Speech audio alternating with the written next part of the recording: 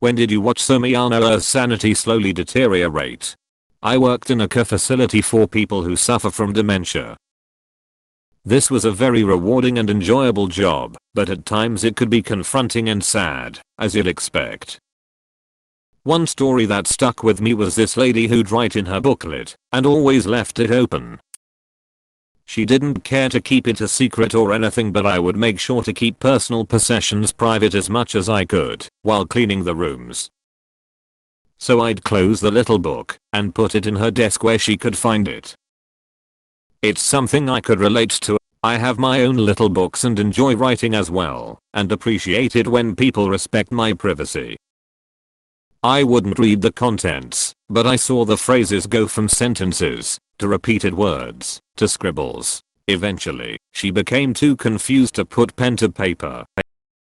Opening and closing the booklet, carefully touching the paper, but she couldn't quite figure it out anymore, eventually giving up. This really hit home to me, as I knew how therapeutic it could be to organize your thoughts on paper. I write when I'm sad or overwhelmed. The thought of her being unable to when she might have needed the outlet still stings. My sister passed away earlier this year, and she was sick for a long time. During the last few months you could tell that it was becoming harder for her to think and respond. Paradoxically, it actually made her a lot nicer to me. We had never had a great relationship and I always believed she hated me, but during those last few months she said very few unkind things to me. It was hard to know that the only time we ever really got along was right before she passed away. I was living elsewhere at the time, but I heard about what happened to my friend. He was fairly normal. A little exceptional actually, as he was being scouted to get sponsored for skateboarding, something he was very good at. He started acting really weird though. Things like opening his door just a bit when people came over and laughing at them. Throwing chairs and such around when at people's houses.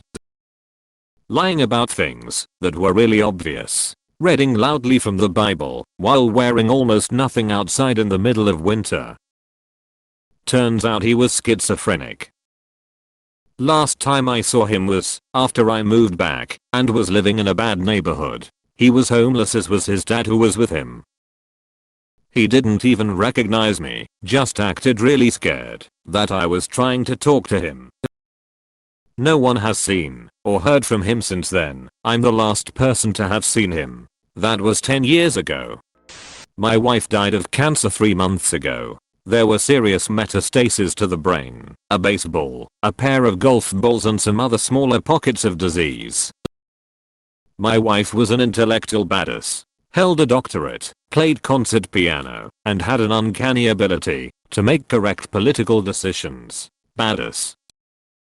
In the 8 to 10 weeks leading up to her death, she slowly lost her ability to speak and perform executive functions, sometimes in very interesting ways. The one I remember most was when she wanted a bowl of cereal. She had all the steps correct, but they were performed in the wrong order, so she poured the milk directly on the counter, then got a bowl, then turned the cereal box upside down, it was still closed, then got confused, because she could not find the opening of the box, it was no longer at the top. All the while milk was dripping on the floor. Terrible and fascinating. By the end, she could not feed herself, because she could not remember where her mouth was. In the last 2 weeks, all she could do was cry like a 3-year-old. I miss her terribly. Watched my grandfather slowly sink into Alzheimer's. By the end he didn't know my name or his own. He was sad and angry and confused. I watched every week as he forgot a little more. Got a little more belligerent. A little more lost. Until one day I walked in, and he started screaming that someone was there to rob him. It was the saddest fucking thing I've ever seen. I have such vivid memories of watching him, and my uncles have such animated debates about politics and movies and sports. They used to play Risk until the sun came up listening to Sinatra. He would sit and explain every single play in a baseball game to me as a kid. He was sharp as fuck, and the saddest and hardest part was watching the struggle on his face to remember. The frustration he felt. like he was letting us down. I miss him a lot. I was in high school and my best friend went from a normal guy who we would smoke weed occasionally, listen to music and have fun. It went to this obsession with a girl that clearly has no interest in him.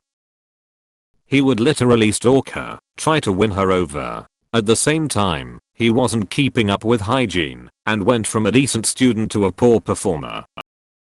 One day, he mentioned that he wanted to commit suicide, so I told my parents everything that was going on. His parents were extremely well educated, but weren't doing anything about his behaviors. My parents talked to his, and they took it serious after hearing about the thoughts of suicide. He was diagnosed with schizophrenia. Nearly 40 years later, he still doesn't look the same. Really sad situation. I still miss him. I watched my ex-wife slowly spiral down, and I didn't even realize it. She was never really stable, and had a family history of mental illness. Apparently she started cheating on me, and never had the strength to tell me, or get a divorce, and the constant lying, and being on edge, that I would find out at any minute really got to her. This was over the course of a year. Towards the end she would rock every time she sat, and bit her nails till they bled. Currently she is maximumed out on a host of meds, and it takes everything she has to got to work as a janitor and come home. Her father is her guardian and helps her pay bills and stuff. She often denies past events, or alters them, if they were unpleasant. She is very adamant that they are evil. Her father broke down and told me this a month ago and actually recommend that I not encourage our kids to visit her. I would never prevent them from seeing their mother. So in the course of 5 years she went from a fit dental hygienist with a promising career and host of friends to an overweight janitor with no friends, who can't even pay her own rent or buy groceries. I do admire her for going to work every day and trying. It was not really all that slow, but I watched my mother slip from genius level intelligence into a drooling brain dead shell within 6 months, when she died from CJD. It was the worst thing I have ever seen, and I have seen the terrors and atrocities of war.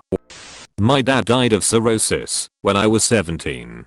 He was 45. He was, by all counts, a good father, caring, loved exposing us to wonderful art and hilarious comedies. But he drank a lot.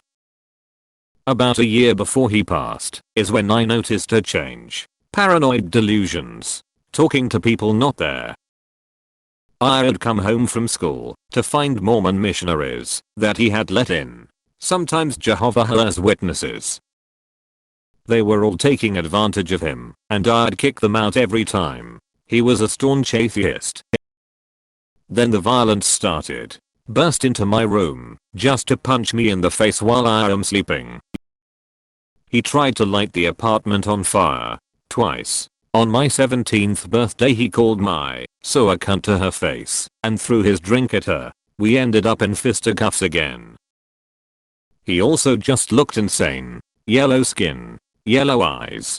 Super skinny. He could not walk, so he had 2 canes that he used violently. He died that year, the summer before my senior year of high school, leaving me homeless, but I was in the best place I could be. He was gone and never coming back. It has been 23 years, and I hate to think of the life I would have if he never died.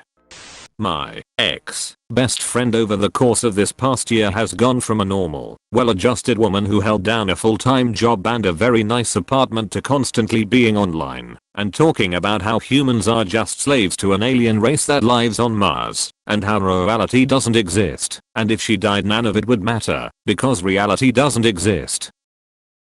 I don't talk to her anymore, because if I said anything in opposition, she would lose her shit on me.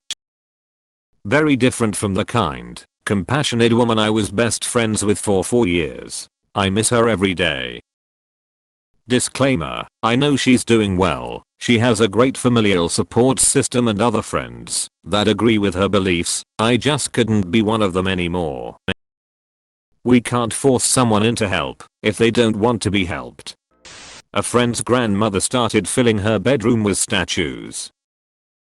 It started with the Infant of Prague and the Virgin Mary, then Street Francis of Assisi, then dozens more, several of them life-size. Her room got to the point where there wasn't one spot that wasn't taken up with statues except for her bed and a narrow walkway to the bathroom.